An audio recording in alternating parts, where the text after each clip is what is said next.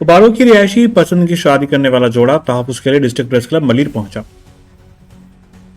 अब्दुल हलीम वल्द मोहम्मद मूसा भुट्टो और माई लाली डॉक्टर मोहम्मद आकिल भुट्टो ने press conference में बताया। अच्छा, तव्हां पंहिंजी मर्ज़ी सां घरां निकिता आहियो? को सोन बोन पैसा वैसा त न खया आहिनि पोयां माइटनि जा? तव्हांखे कंहिं अॻुवा त न कयो आहे? पंहिंजी मर्ज़ी सां निकिता आहियो?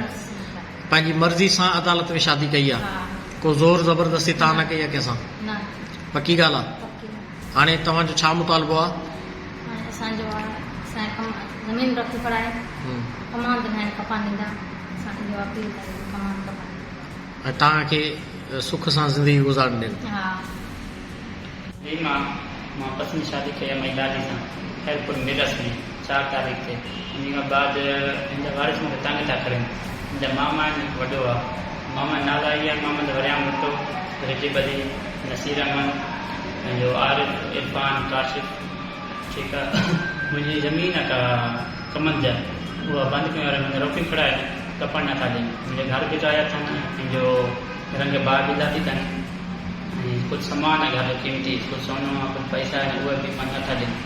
असां हुकुम जे चङे मुड़ुस खे अपील था कयूं, असांजो फ़ैसिले जेका कयो वञे, छा लाइ कयो वञे, ऐं पंहिंजो तहफ़्फ़ुज़ फराहम कयो वञे सिंध पुलिस खां।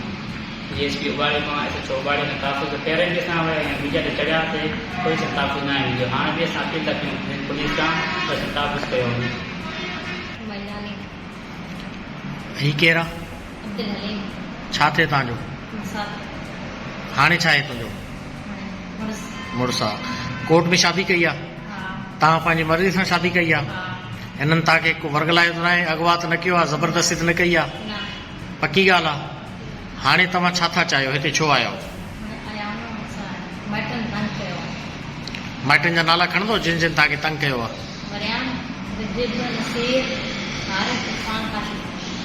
हिननि मां तव्हांखे ख़तरो आहे?